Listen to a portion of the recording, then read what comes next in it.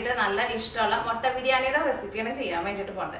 അപ്പോൾ മുട്ട ബിരിയാണിയുടെ റെസിപ്പി ഞാൻ ഇതിന് മുമ്പ് അപ്ലോഡ് ചെയ്തിട്ടുണ്ട്. പക്ഷേ ഇന്നത്തെ ബിരിയാണി നമ്മൾ റെഡിയാക്കിയിട്ട് എടുക്കുന്നത് സാധാരണ നമ്മൾ ബിരിയാണി റെഡിയാക്കിയിട്ട് എടുക്കുന്നത് ഒന്നല്ലെങ്കിൽ ബസ്മതി റൈസ് അല്ലെങ്കിൽ ജീരകശാല റൈസ് വെച്ചിട്ടല്ലേ. പക്ഷേ ഇന്നത്തെ ബിരിയാണി പച്ചരി വെച്ചിട്ടാണ് റെഡിയാക്കിയിട്ട് എടുക്കുന്നത്. പച്ചരി വെച്ചിട്ട് നിങ്ങൾ ബിരിയാണി റെഡിയാക്കിയിട്ട് നോക്കാം, ശരിക്കും കഴിക്കാൻ വേണ്ടിയിട്ട് നല്ല ടേസ്റ്റാണ്. നമ്മൾ റെസ്റ്റോറൻറ്റിലേക്ക് പോയിട്ട് ബിരിയാണി കഴിക്കില്ലേ, ആ സെയിം ടേസ്റ്റ് തന്നെ നിങ്ങൾക്ക് കിട്ടും. ഇപ്പോൾ നിങ്ങൾക്ക് പച്ചരി വേണ്ടെന്ന് വെച്ചിട്ടുണ്ടെങ്കിൽ ബസ്മതി റൈസിലോ അല്ലെങ്കിൽ ജീരകശാല റൈസിലോ ഈ ബിരിയാണി നിങ്ങൾക്ക് റെഡിയാക്കിയിട്ട് എടുക്കാം. എല്ലാവരും സെയിം മെത്തേഡ് തന്നെ. റൈസ് മാറ്റിയാലും അരി വേവിച്ചിട്ട് എടുക്കുന്ന വെള്ളത്തിൻ്റെ അളവൊക്കെയും ഈ അളവിൽ തന്നെ നിങ്ങൾ ജീരകശാല റൈസ് ആയിരുന്നാലും ബസ്മതി റൈസ് ആയിരുന്നാലും നിങ്ങൾ റെഡിയാക്കിയിട്ട് എടുത്തോ. അപ്പോൾ നിങ്ങൾ ട്രൈ ചെയ്ത് നോക്കാം. ട്രൈ ചെയ്ത് നോക്കിയിട്ട് ഫീഡ്ബാക്ക് പറയാൻ വേണ്ടിയിട്ട് മറക്കരുത്. പിന്നെ നമ്മൾ മിയ കിച്ചണിൽ ലാസ്റ്റ് അപ്ലോഡ് ചെയ്തിട്ടുണ്ടായിരുന്നത് ചെറുപയറും പിന്നെ ചെറുപയർ വെച്ചിട്ടുള്ള ദോശയും പിന്നെ കപ്പലണ്ടി വെച്ചിട്ട്, ചില സ്ഥലത്ത് കപ്പലണ്ടിയുടെ നിലക്കടല എന്ന് പറയും, അത് വെച്ചിട്ടുള്ള ചട്നിയും കൂടിയിട്ടുള്ള റെസിപ്പിയായിരുന്നു അപ്ലോഡ് ചെയ്തിട്ടുണ്ട്. അപ്പോൾ വീഡിയോ നിങ്ങൾ കാണാത്തവരുണ്ടെന്ന് വെച്ചാൽ ആ വീഡിയോ കൂടിയിട്ട് കണ്ടു നോക്കാം. അതും ട്രൈ ചെയ്ത് നോക്കാൻ വേണ്ടിയിട്ട് മറക്കരുത്. അപ്പോൾ നമുക്ക് സമയം കളയാൻ തന്നെ നമ്മുടെ നല്ല ടേസ്റ്റി ആയിട്ടുള്ള ബിരിയാണി നമുക്ക് റെഡിയാക്കിയിട്ട് എടുക്കാം. അപ്പോൾ ഇനി നമ്മൾ റെഡിയാക്കാൻ വേണ്ടിയിട്ട് പോകണം. ഫസ്റ്റ് നമുക്ക് അരി വേവിച്ചിട്ട് എടുക്കണം. അപ്പോൾ ഞാൻ വേണ്ടി എടുത്തേക്കുന്നത് പച്ചരിയാണ് എടുത്തേക്കുന്നത്. പച്ചരി തന്നെ വേണമെന്ന് നിർബന്ധമില്ല. നിങ്ങൾക്ക് ബസ്മതി റൈസ് വേണമെന്ന് വെച്ചിട്ടുണ്ടെങ്കിൽ ബസ്മതി റൈസ് എടുക്കുക. ജീരകശാല റൈസ് ഉണ്ടല്ലോ, അത് വേണമെന്ന് വെച്ചിട്ടുണ്ടെങ്കിൽ അത് എടുക്കുക. എല്ലാത്തിനും വെള്ളത്തിൻ്റെ അളവ് സെയിം തന്നെ ചേർത്താൽ മതി. അപ്പോൾ ഒരു ഗ്ലാസ് അരി എടുക്കാമെന്ന് വെച്ചിട്ടുണ്ടെങ്കിൽ ആ സെയിം ഗ്ലാസ്സിൽ തന്നെ 1.5 ഗ്ലാസ് വെള്ളമാണ് ചേർക്കേണ്ടത്. അപ്പോൾ 2 ഗ്ലാസ് എടുക്കാമെന്ന് വെച്ചിട്ടുണ്ടെങ്കിൽ 3 ഗ്ലാസ് വെള്ളം, 3 ഗ്ലാസ് എടുക്കാമെന്ന് വെച്ചിട്ടുണ്ടെങ്കിൽ 4.5 ഗ്ലാസ് വെള്ളം.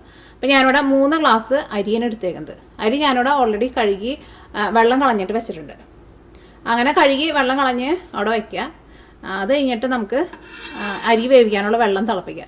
അപ്പോൾ ഒന്ന് കഴുകി വാരി വെച്ച് കഴിഞ്ഞ് കഴിയുമ്പോൾ അരി ഒന്ന് കുതിർന്ന് കിട്ടുകയും ചെയ്യും. അപ്പോൾ നേരത്തെ കൂട്ടിയിട്ട് ചെയ്യേണ്ട. ഇതിപ്പോൾ വെള്ളം തിളയ്ക്കാൻ വേണ്ടിയിട്ട് നമുക്കൊരു 6-7 മിനിറ്റിനുള്ളിൽ വെള്ളം തിളച്ച് കിട്ടും. അപ്പോൾ ആ സമയം ഒന്ന് ആ ചെറിയ നനവില അങ്ങനെ ഇരിക്കട്ടെ. അപ്പോൾ ഞാനിവിടെ 4.5 ഗ്ലാസ് വെള്ളം എടുത്തിട്ടുണ്ട്. ആ അരി എടുക്കണം സെയിം ഗ്ലാസ്സിൽ തന്നെ എടുക്കണം.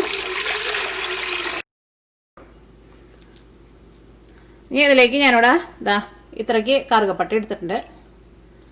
ഒരു 3 ഏലക്കായ എടുത്തിട്ടുണ്ട്. ഏലക്കായ നന്നായിട്ടൊന്ന് കഴുകിയിട്ടിടാം. 2 തക്കോലം, ഇത് ചെറിയ തക്കോലം കേട്ടോ. പിന്നെ ഒരു 5 കറിയാമ്പൂ. പിന്നെ അടുത്തത് വേണ്ടത് ഞാനിവിടെ 1/2 ടേബിൾ സ്പൂൺ കുരുമുളക് ചതച്ചെടുത്തിട്ടുണ്ട്. പൊടിച്ചതല്ല, പൊടിയായിട്ടല്ല ചേർക്കേണ്ടത്, ചതച്ചിട്ട് ചേർക്കാം. അപ്പോൾ ഇങ്ങനെ ഇടയ്ക്ക് ഇങ്ങനെ കഴിക്കുമ്പോൾ കടിക്കാൻ വേണ്ടിയിട്ട് കിട്ടുമ്പോൾ അതൊരു ടേസ്റ്റാണ്. 2 നുള്ള് വലിയ ജീരകം ഉണ്ടല്ലോ, വലിയ ജീരകം ചേർക്കാം. 1 നുള്ളും കൂടിയും ചേർക്കാം. അപ്പോൾ അത് അരിയുടെ കൂടെ കൊണ്ട് വെന്ത് വന്നു കഴിയുമ്പോൾ ഈ ജീരകമൊക്കെ ആയിരുന്നാലും നല്ല സോഫ്റ്റ് ആയിട്ട് വരും. അപ്പോൾ നമ്മളത് കടിക്കുമ്പോൾ അതിനൊരു ടേസ്റ്റ് ഉണ്ട്. പിന്നെ അതിൻ്റെ ഒരു സ്മെല്ലൊക്കെ നമ്മുടെ അരി വേവിക്കുമ്പോൾ അതിലേക്ക് കിട്ടുകയും ചെയ്യും. ഇതിലേക്ക് ആവശ്യത്തിന് ഉപ്പ് ചേർക്കുക. ബിരിയാണിക്കൊക്കെ വെള്ളത്തിൽ ഉപ്പ് ചേർക്കുമ്പോൾ ആ വെള്ളത്തിൽ ഉപ്പ് ചേർത്ത് കഴിഞ്ഞിട്ട് നമ്മളൊന്ന് ജസ്റ്റ് ഒന്ന് ഇളക്കി കഴിഞ്ഞിട്ട് വെള്ളത്തിൻ്റെ ടേസ്റ്റ് നോക്കാം. ഉപ്പ് ഒരു പൊടിക്കൊന്ന് കൂടി നിൽക്കണം. പിന്നെ നമ്മൾ റവയുടെ ഉപ്മാവൊക്കെ ഉണ്ടാക്കില്ലേ, അങ്ങനെ റവയുടെ ഉപ്മാവ് ഉണ്ടാക്കുമ്പോൾ വെള്ളത്തിൽ നമ്മൾ ഫസ്റ്റ് ഇതേപോലെ ഉപ്പ് മിക്സ് ചെയ്യും.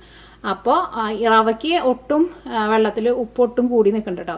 കാരണം റവ ഭയങ്കര സോഫ്റ്റാണ്. വെള്ളത്തിൽ കറക്റ്റ് പാകത്തിൽ നിങ്ങൾ ഉപ്പിട്ടാൽ മതി. അല്ലെങ്കിൽ റവ ഉപ്മാവൊക്കെ ഉണ്ടാക്കിയിട്ടുണ്ടെങ്കിൽ ഉപ്പ് കൂടിപ്പോകും. ഈ വെള്ളത്തിലേക്ക് ഞാനിവിടെ ബേ ലീഫ് എന്ന് പറഞ്ഞാൽ നമുക്ക് കടയിൽ നിന്ന് വാങ്ങാൻ വേണ്ടിയിട്ട് കിട്ടില്ലേ, ഇതും കൂടിയിട്ട് ചേർക്കുന്നുണ്ട്. ഒരു 3 എണ്ണം. ഞാൻ 1 വലുത്, ബാക്കി 2 ചെറുതാണ്. അപ്പോൾ ഇത് ഉണ്ടെന്ന് വെച്ചിട്ടുണ്ടെങ്കിൽ ചേർക്കുക, ഇല്ലയെന്ന് വെച്ചിട്ടുണ്ടെങ്കിൽ ചേർത്തില്ലെങ്കിലും കുഴപ്പമില്ല. അപ്പോൾ ഈ മൂടി വയ്ക്കാം. അപ്പോൾ വെള്ളം നോക്കിക്കേ നന്നായിട്ട് വെട്ടി തിളയ്ക്കുന്നുണ്ട്. ഇനി ഇതിലേക്ക് 1 ടേബിൾ സ്പൂൺ നെയ്യ് ചേർക്കുക. ഇനി ഇതിലേക്ക് 3 ഗ്ലാസ് അരി ചേർക്കുക. അപ്പോൾ നമ്മൾ അരി ചേർത്ത് കഴിഞ്ഞിട്ട് വെള്ളം നന്നായിട്ട് തിളച്ചിട്ടുണ്ട്. ഇനി നമുക്ക് മൂടി വയ്ക്കാം. മൂടി വെച്ച് കഴിഞ്ഞിട്ട് എന്ത് ചെയ്യണമെന്ന് വെച്ചിട്ടുണ്ടെങ്കിൽ തീ നമ്മുടെ ബർണറിൽ എന്തോരം കുറച്ച് വയ്ക്കാമോ അത്രയ്ക്ക് കുറച്ചിട്ട് വയ്ക്കാം. എന്നിട്ട് ചെറിയ തീയിലിരുന്നിട്ട് അരി വെന്ത് വരണം. അതിപ്പോൾ ഏത് ടൈപ്പ് അരി ആയിരുന്നാലും ഇതേപോലെ തന്നെ നിങ്ങൾ ചെയ്താൽ മതി. ഒട്ടും വേവ് കൂടി പോയില്ല, അരി ഒട്ടി പിടിക്കുകയും ചെയ്യില്ല. തീ എങ്ങാനും കൂട്ടി വെച്ചിട്ടുണ്ടെങ്കിൽ ഇങ്ങനത്തെ വെള്ളം വറ്റിപ്പോവും, നമ്മുടെ അരി ശരിക്കും വെന്ത് കിട്ടില്ല.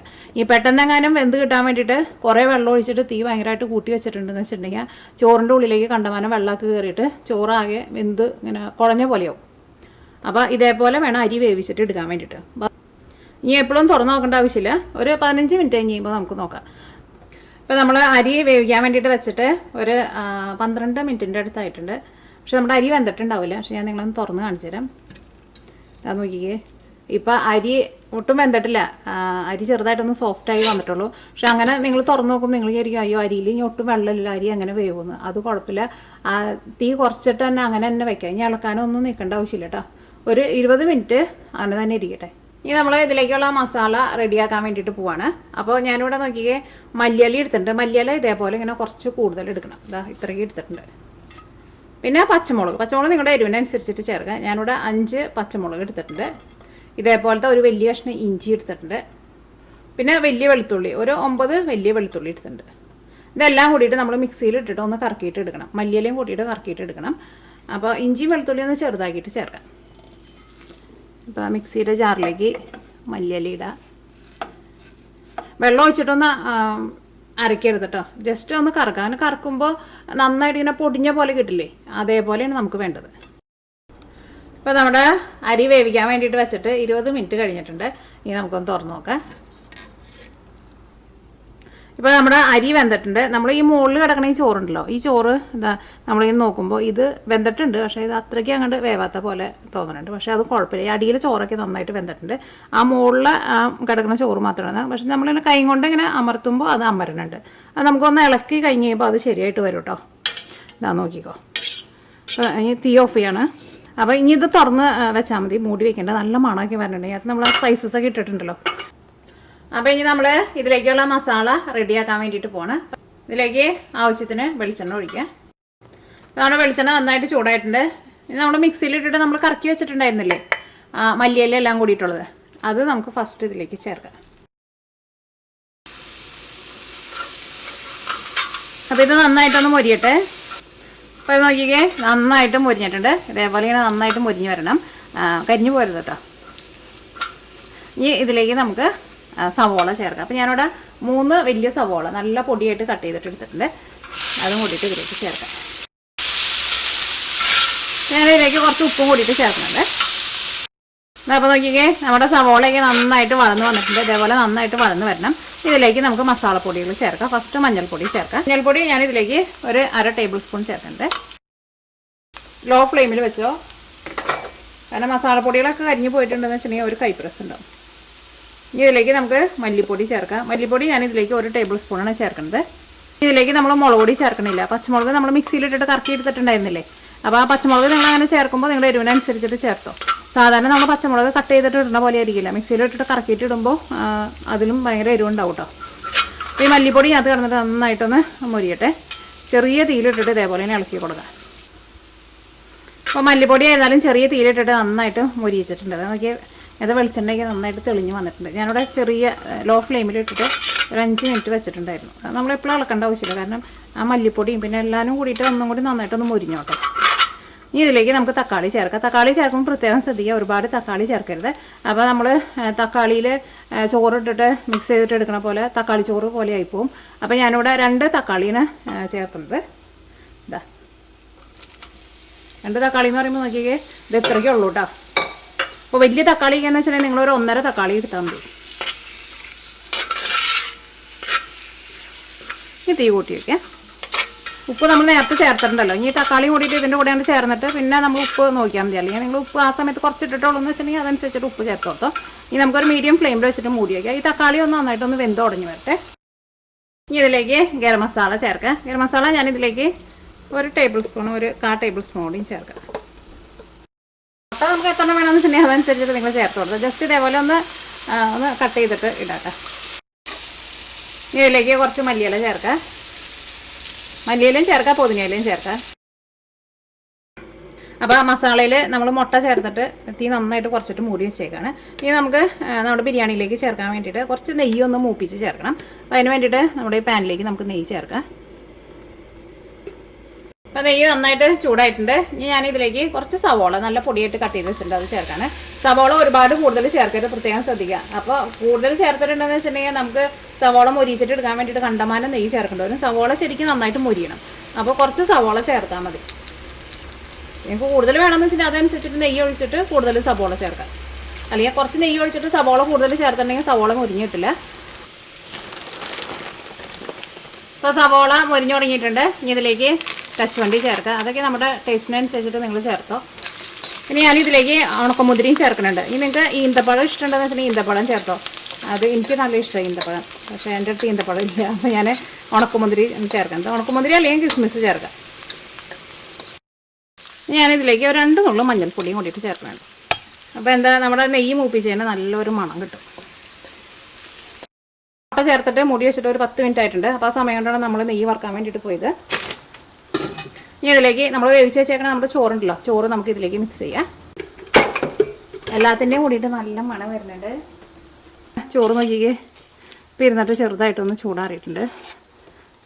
അടിയിലായിരുന്നാലും ഏറ്റവും അടിയിൽ നോക്കിക്കേ, ഒട്ടും അടിയിൽ പിടിച്ചിട്ടില്ല കണ്ടേ. അപ്പോൾ അത്രയ്ക്ക് വെള്ളം ഒഴിച്ചാൽ മതി. തീ ഒട്ടും കൂട്ടി വയ്ക്കരുത്. തീ കൂട്ടി വെച്ചിട്ടുണ്ടെങ്കിൽ അടിയിലൊക്കെ പിടിക്കും, വെള്ളമൊക്കെ പറ്റിപ്പോവും, ചോറ് വെന്ത് കിട്ടില്ല. അപ്പോൾ നമ്മൾ ചോറ് ചേർക്കാൻ വേണ്ടിയിട്ട് പോവാണ്.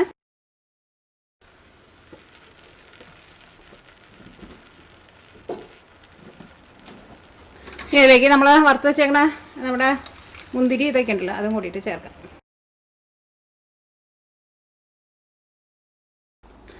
അപ്പോൾ നമ്മുടെ മുട്ട ബിരിയാണി റെഡി ആയിട്ടുണ്ട്. ഇനി നിങ്ങൾ എന്ത് ചെയ്യണമെന്ന് വെച്ചിട്ടുണ്ടെങ്കിൽ തീ നന്നായിട്ട് കുറച്ചിട്ട് ഒരു 10 മിനിറ്റ് അല്ലെങ്കിൽ ഒരു 15 മിനിറ്റ്, ഏറ്റവും ചെറിയ അടുപ്പ് ഏതെന്ന് വെച്ചിട്ടുണ്ടെങ്കിൽ അതിനകത്ത് വെച്ചിട്ട് തീ നന്നായിട്ട് കുറച്ചിട്ട് മൂടി വയ്ക്കുക. അപ്പോൾ ഇതെല്ലാം കൂടിയിട്ട് ഒന്ന് ഇരുന്നിട്ട് ഒന്നും കൂടി നന്നായിട്ടൊന്ന് സെറ്റായിട്ട് വരും. അപ്പോൾ ഇതാട്ടോ നമ്മുടെ മുട്ട ബിരിയാണി. ബസ്മതി റൈസ് ഒന്നും ഇല്ലാണ്ട് തന്നെ ഇതേപോലെ ഉണ്ടാക്കിയാൽ നല്ല ടേസ്റ്റ് ഉണ്ടാവും. ഞാനൊന്ന് ടേസ്റ്റ് ചെയ്ത് നോക്കിയിട്ട് ടേസ്റ്റ് ചെയ്തില്ല.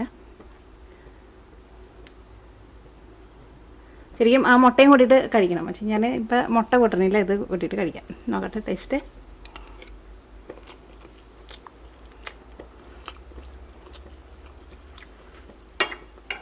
ആ മല്ലിയില ശരിക്കും അങ്ങനെ ചേർത്ത് കഴിഞ്ഞപ്പം ശരിക്കും നല്ല ടേസ്റ്റ് ഉണ്ട്. അരിയാണെങ്കിലും നല്ല കറക്റ്റ് പാകത്തിനാണ് വെന്തേക്കുന്നത്. പിന്നെ എന്താ, പച്ചരിയാണെന്ന് തോന്നണില്ല കേട്ടോ. ശരിക്കും നമ്മൾ കല്യാണങ്ങൾക്കൊക്കെ പോകുമ്പോൾ കഴിക്കുന്ന ബിരിയാണി ഉണ്ടല്ലോ, അങ്ങനത്തെ ബിരിയാണിയുടെ ടേസ്റ്റാണ് ശരിക്കും. അപ്പോൾ നിങ്ങൾ ഉറപ്പായിട്ടും നിങ്ങൾ ട്രൈ ചെയ്ത് നോക്കണം. ട്രൈ ചെയ്ത് നോക്കിയിട്ട് ഫീഡ്ബാക്ക് പറയാൻ വേണ്ടിയിട്ട് മറക്കരുത്. ഞാൻ ആ പറഞ്ഞ പോലെ തന്നെ എല്ലാം ചെയ്യണം കേട്ടോ. തക്കാളിയൊക്കെ കുറേ ഇട്ടിട്ട് അപ്പോൾ പിന്നെ നമ്മളിട്ട് ഇളക്കുമ്പോൾ ആ ഒരു ചുമന്ന കളറൊക്കെ വരും. അപ്പോൾ തക്കാളി അത്രയ്ക്ക് മാത്രം ചേർത്താൽ മതി. എന്നിട്ട് നിങ്ങൾ ട്രൈ ചെയ്ത് നോക്കുക. ഉറപ്പായിട്ട് നിങ്ങൾക്ക് എല്ലാവർക്കും നല്ല ഇഷ്ടമാവും. അപ്പോൾ നമുക്ക് നാളെ വേറൊരു പുതിയ റെസിപ്പി ആയിട്ട് വരാം.